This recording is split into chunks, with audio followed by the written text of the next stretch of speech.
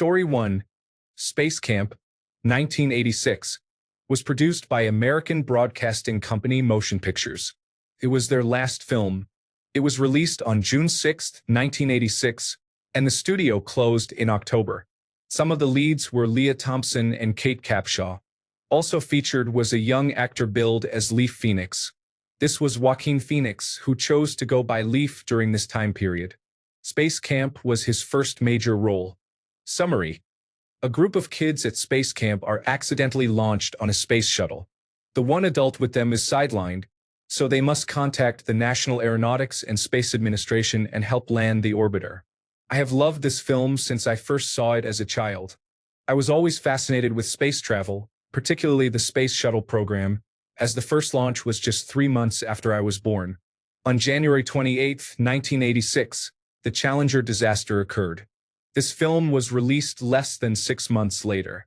It earned just under $10 million on an $18 million budget. It makes me happy that many people have seen it and have fond memories of it. Growing up, my holy trilogy of space films was Space Camp, Flight of the Navigator, and The Explorers. Story 2, Andre, the one made in the 1990s about the cute little girl with the adorable little seal best friend. Story 3, The Black Cauldron. I know there are people out there who have seen it, but I have never met one. Story 4, Little Nemo in Slumberland. I thought I imagined it because no one knew what I was talking about. Thankfully, we have the internet now, so I know it exists. Story 5, The Indian in the Cupboard is one of my childhood favorites. However, whenever I mention it to friends, they say they have never heard of it. We are all approximately the same age, in our late 30s, and grew up in the same era. I cannot understand how they have never heard of it. This makes me feel like I am going a bit crazy and that the film might not actually exist. Story 6, some of the old-school 1990s 20th Century Fox animated movies. I think people remember Ferngully and Anastasia, but no one remembers Once Upon a Forest. That one stuck with me because of one particular disturbing scene. Story 7, The Imaginarium of Dr. Parnassus. I feel like it was a fever dream, and I have never heard anyone talk about it. I happened upon it in the library about 14 years ago, and its existence crosses my mind every so often. Story 8, The Kentucky Fried Movie. Except for my dad and a friend of mine, I have never met anyone who knows that movie. Story 9, a miniseries packaged as a 10-hour movie called The 10th Kingdom, a magical Brothers Grimm fairy tale story. It is incredible. Produced by Hallmark in the early 2000s. It affects me because, in the opening, the Twin Towers are shown, and then New York turns into a fairy tale land called the Ninth Kingdom. New York is the 10th. Highly recommend it. It is a long, great movie. I am so excited to see how many others know this movie and love it as well. Everyone in my everyday life that I talk to about it has no idea what it is or has not seen it. I feel seen here today. I am so happy. I found a fandom here. I really thought not many people knew about this movie because no one I meet knows it. I am happy that others loved this movie too and see the magical art that it is. Thank you for sharing your experience with this movie. Let's keep spreading it and get more people to see it. You all rock and made my day. Story 10, Better Off Dead is a 1980s John Cusack movie that is hilarious. When you explain the plot to people, they often lose interest. The story is about a kid who is broken up with by his girlfriend, so he tries to kill himself. Then he decides to win her back through a skiing competition. I swear it's a comedy. Story 11, Biodome. Somehow it became my friends and my favorite movie in junior high in the early 2000s, but I feel like none of my adult friends have heard of it. Edit. Given the response, I just wanted to add that I actually visited Biosphere 2 in Tucson a few weeks ago, the facility the movie is based on. I was disappointed they did not make any reference to the movie on the audio tour or in the gift shop. Story 12, Milo and Otis.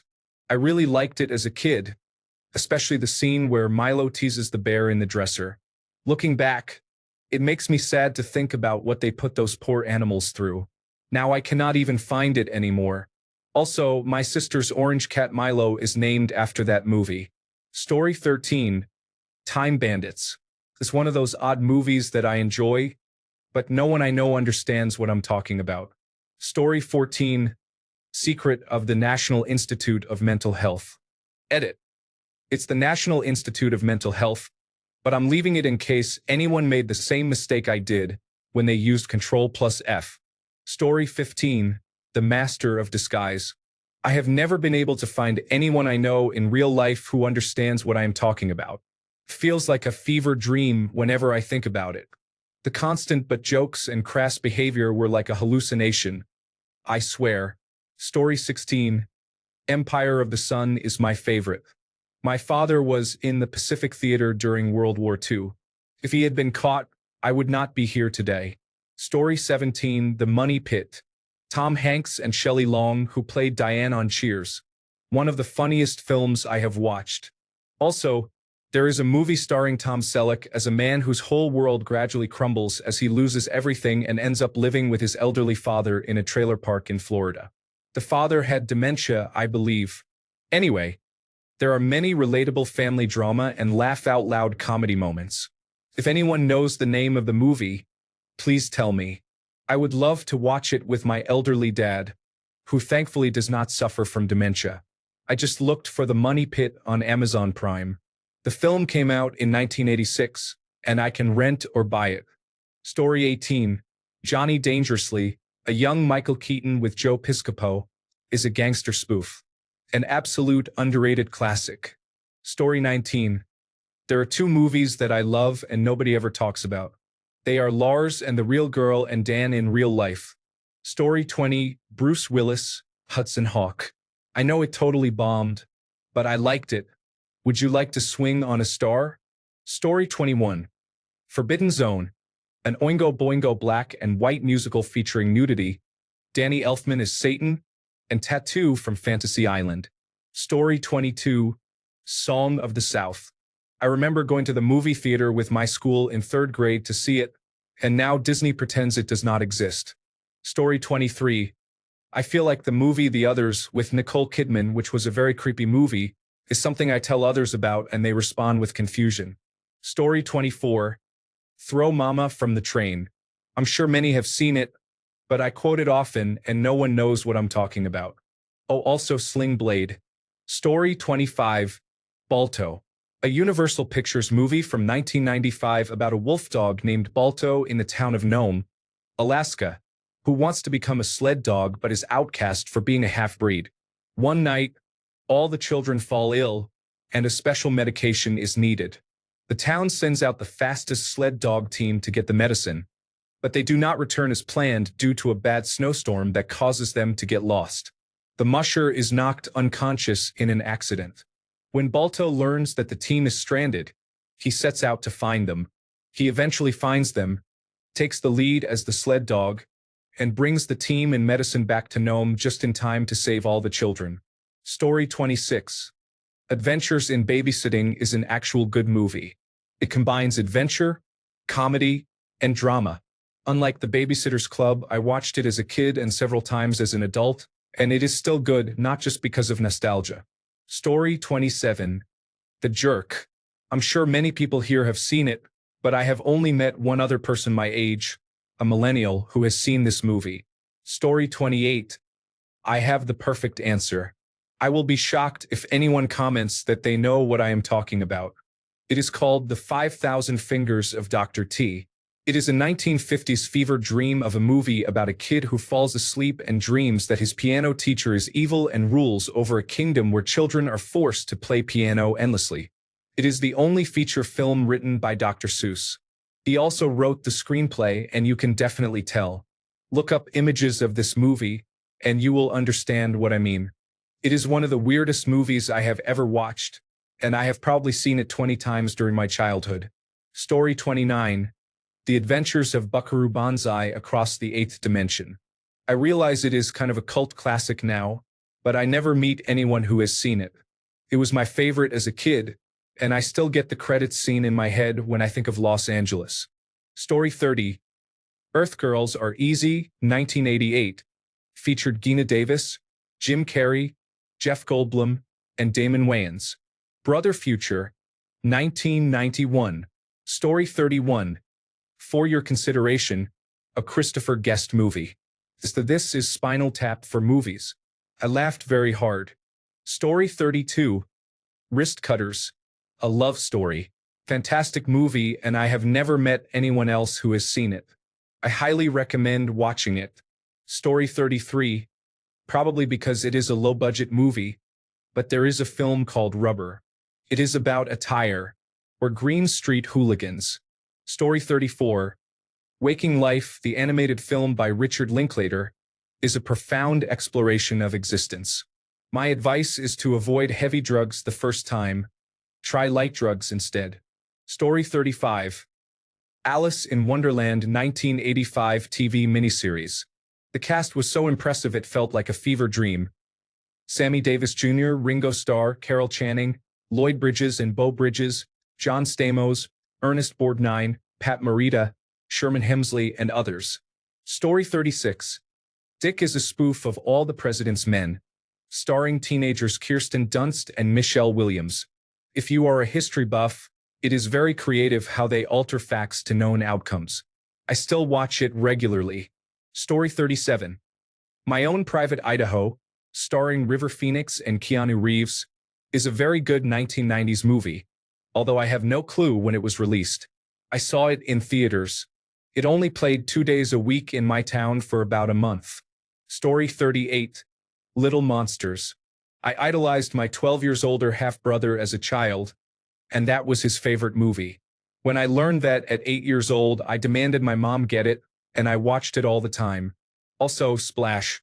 It made my sister and me obsessed with mermaids. It might be because we are millennial kids and these were older movies, but I have never heard anyone my age mention them or know what I am talking about if I bring them up. Story 39. The Little Match Girl. 1987 movie with Keisha Knight Pulliam, Rue McClanahan, and William Daniels. It was a made-for-television movie, possibly Hallmark. I had it recorded on VHS and remember watching it around Christmas. I do not remember anything about the plot of the movie. Story 40.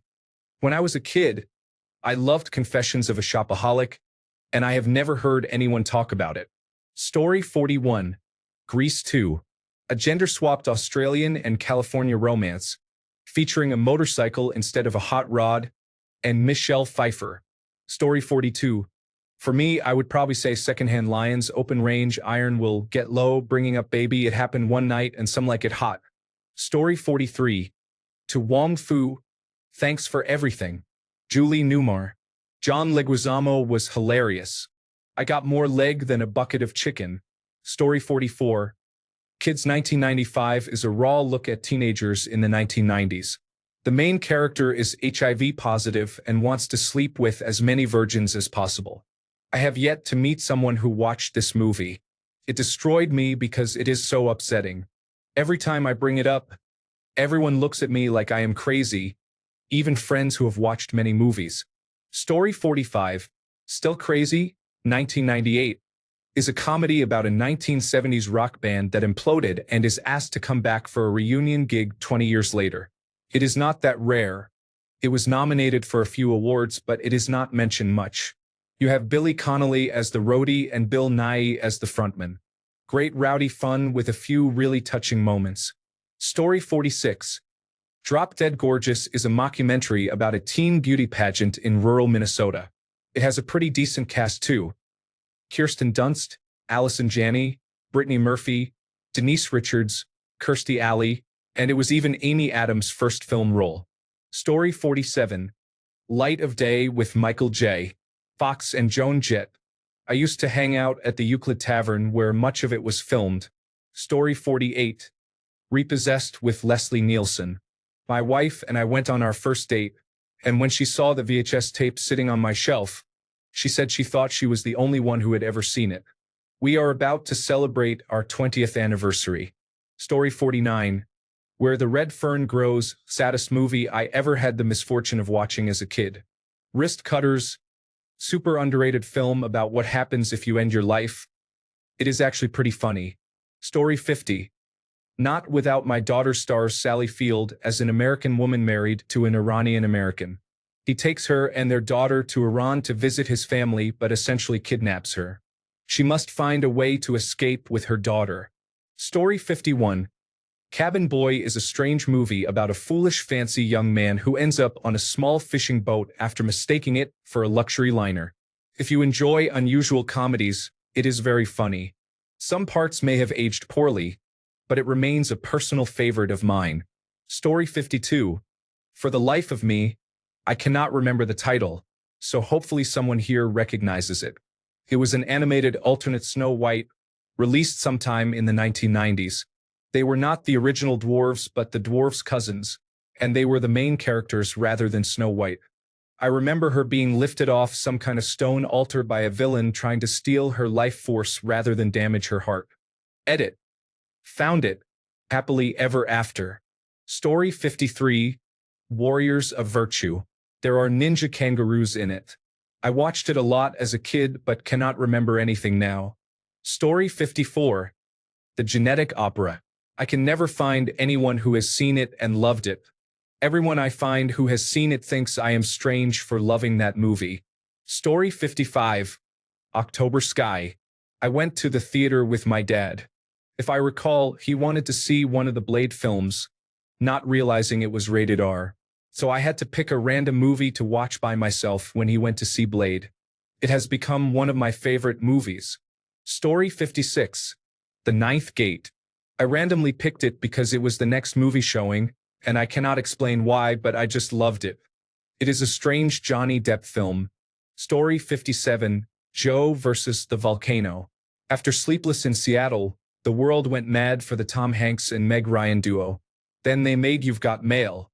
It seemed no one noticed their first teaming up. I loved this movie as a kid. Story 58. Transformers. A person at the video store told us it had a feel similar to Starship Troopers. Spoiler. It is not similar at all. Story 59. Legend of 1900. Tim Roth plays a piano prodigy who was born, abandoned, and raised in secret on a luxury liner at the turn of the century. Pruitt Taylor Vince plays a man who befriended him later in his life and acts as the narrator for the story. It was a critical failure, but it has an 8.0 rating on the Internet Movie Database. Story 60. Noises Off. Originally a Broadway stage show for years, it became a movie in 1992, and many theater productions worldwide picked up the play. I saw it as a stage play, not on Broadway, as a girl in the early 1980s with my parents. In 1995, I had the dubious pleasure of being cast as Brooke. The 1992 movie cast many great names of the time: John Ritter, Carol Burnett, Christopher Reeve, Michael Caine, and Nicolette Sheridan as Brooke. Hilarious, no matter how it is performed. Story 61. Brain Dead. I saw it when it came out on VHS in the 1990s. Anyone I mentioned it to had never heard of it despite it being a Peter Jackson film. I found it recently online and made the family watch it.